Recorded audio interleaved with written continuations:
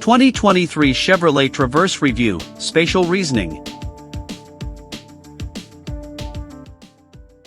But before we start, please support us by pressing like and subscribe buttons. Also turn on the bell notification to get the latest updates. Your support means a lot to us. Thank you. Mainstream three-row crossovers need to tick a number of boxes for the families that gobble them up. Sure, they should be comfortable and easy to drive. There should be smart tech and advanced active safety, too, and if they happen to look capable of modest off-road heroics, that's all the better. But above all else, these vehicles need to be spacious. If passenger and cargo capacity are your highest priority, I'd suggest looking at the Chevrolet Traverse. Like the Equinox I reviewed a few months ago, this is an otherwise average product. But where that's the Equinox's prime strength, the Traverse excels because of its immense cabin. If you need room, if you really need to use the third row in your three-row CUV, the Traverse makes a compelling case in a hugely competitive class. A facelift for model year 2021 saw the Traverse adopt more chiseled exterior features in a bid to adjust the perception it's just another soft-roader. The effort was only partially successful. The Traverse still doesn't turn heads or suggest it could handle anything more than a dirt driveway, but it looks and feels crisper than before. I drove the range-topping high country trim, but aside from the chrome exterior bits, 20-inch wheels, and badging, there's little to distinguish it from lesser Traverses. That's doubly true of the cabin. Limited to just a single upholstery theme, the jet black/cloth combo is muddled and dull. On the seats, there's a seemingly tan tint to the black leather, but I never felt like I was looking at a dedicated two-tone interior scheme. At the same time, the uninteresting, plastic-laden dash and door panels, small 8.0-inch touchscreen, and button-heavy center console leave the Traverse feeling old and unhip. The upside is that everything here feels solid and well-built, even if the materials themselves lack the polish of newer competitors. The Chevy Traverse attempts to split the difference between roomy, uncool minivans and roomy, unwieldy body-on-frame SUVs with its huge cabin, upright stature, and relaxed driving character. In terms of max passenger volume, the Traverse is in a class of its own. The front chairs are open and expansive, with flat bolsters and adequate padding. The second-row captain's seats, a bench is available on lesser trims, slide fore and aft, while the third row has 1.3-inch legroom advantage on the next closest alternative.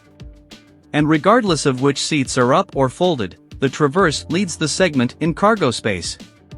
Ride quality is competitive, with the Traverse showing impressive composure over rough patches and excellent steering isolation.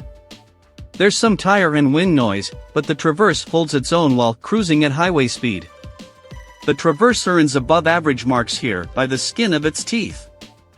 The 8.0-inch touchscreen infotainment system is about as small as it gets in the segment, but it responds readily to inputs and uses the familiar operating system present in other GM products, with individual icons on a big, simple home screen.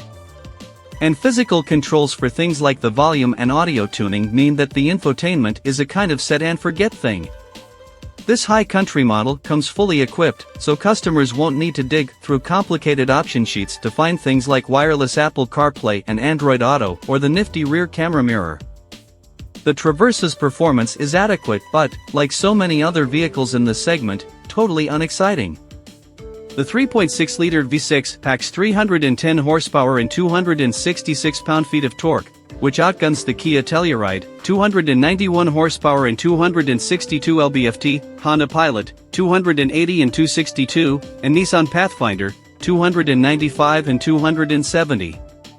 Only the turbocharged, 300 horsepower Ford Explorer outtwists the Traverse, with 310 lb-ft. Despite best-in-class standard horsepower, the Traverse's 5,000-pound, optional, tow limit ties the Pilot and Telluride and trails the Explorer, 5,300 pounds, and Pathfinder, up to 6,000 pounds. In the real world, the Traverse's V6 and 9-speed auto work well together. Power builds gently although the engine is responsive when given a boot full of throttle. The 9-speed engages readily off the line, but while underway, its focus is more on smoothness and refinement rather than swapping gears quickly. Handling is exactly as portly as any other 4,300-pound three-row CUV. The Traverse wallows from side to side when pushed and defaults to safe, predictable understeer if you're that one lunatic that treats the school run like an autocross. More relevant is the soft, predictable brake pedal that provides ample stopping power and easy modulation. Praise be, Chevy has finally listened to our constant complaining and offers a whole host of active safety gear standard. Every Traverse comes standard with Chevy Safety Assist, the Bowtie brand safety suite. It includes forward collision warning, pedestrian detection, automatic emergency braking that works below 50 miles per hour, lane keep assist, and automatic high beams. That still trails Honda and Toyota, which bundle adaptive cruise control with their respective suites, but Chevy gets an A for effort.